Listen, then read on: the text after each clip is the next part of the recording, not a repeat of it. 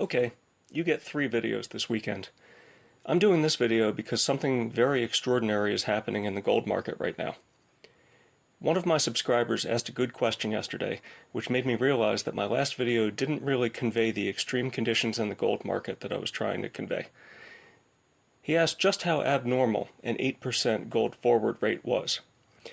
Let's discuss this a little bit further, because I did not explain my last video in the context of interest rates.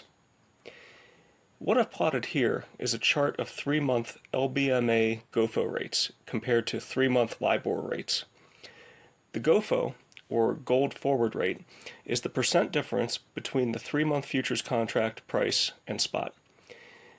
As I explained in my last video, this is the cost of warehousing gold in an approved and secure vault. The vault simply buys the metal at spot and issues a futures contract, which is essentially a receipt for the metal.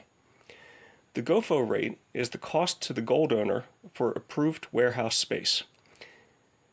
This is one of the primary functions of the bullion banking system, as I've explained in many of my prior videos.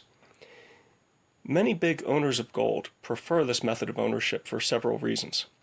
First, it is secured storage for large amounts of gold. Second, it is generally inexpensive, at least it has been in the past. Lastly, it allows the gold to be lent to generate an income. Now, this is why I placed the 3-month LIBOR rate on this chart.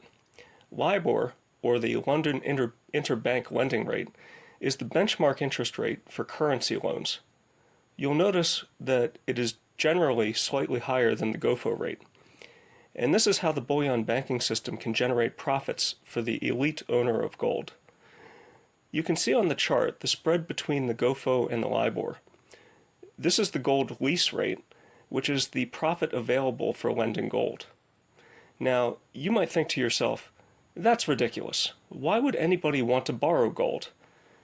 The answer has to do with the producers and consumers of gold.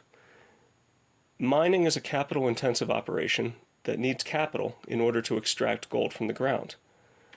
Gold companies sell their production forward to obtain capital needed to operate. Gold retailers need to sell futures contracts to manage price risk for their inventory. You get the picture. Without the bullion banks arranging gold loans, gold goes into hiding.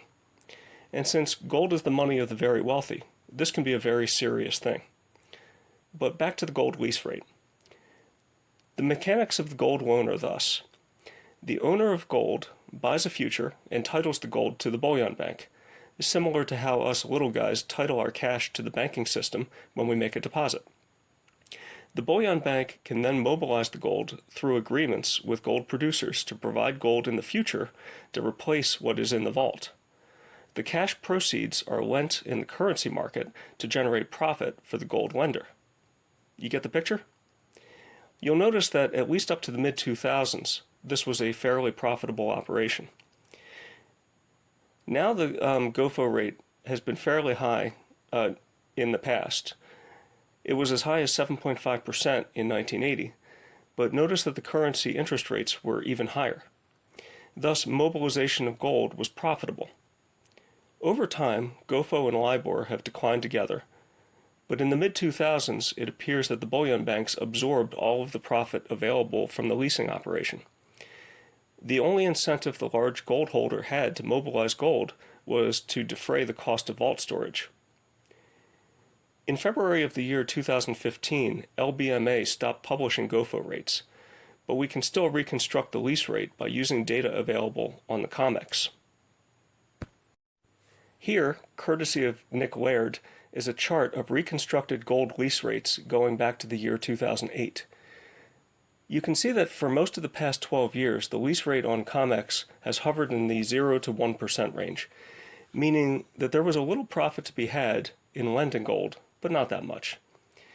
It was enough to defray the cost of vault storage and maybe generate a little profit, but other than that, it hasn't really generated a lot of income for the large holder of gold. But now, here's where it gets very interesting. Notice what's going on the far right hand of this chart? The lease rate is now a full minus 6%. And this is a reflection of vault storage costs. now being well in excess of paper interest rates.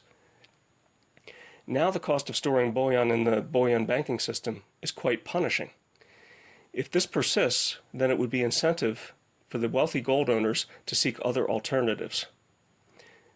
Gold will go into hiding, meaning that it will not find its way into the bullion banking system. Consequently, gold loans will not be made. The capital needed to operate mines will become very difficult to come by. Gold retailers will find it very difficult to hedge their inventory risk, and thus premiums on physical will go sky high, if you can get it at all. I know there are some very different opinions out there about how critical gold is to the monetary system. I happen to be of the opinion that the truly wealthy of the world still view gold as the money. I believe that without its presence and movement behind the scenes, the world economy will grind to a halt, just as it did in the Dark Ages when gold went into hiding. But we'll have to wait and see what the future has to bring. I hope I'm wrong, but if I'm not, then I do hope that the present situation resolves itself. We truly do live in some interesting times. Gold. Get you some. While you can.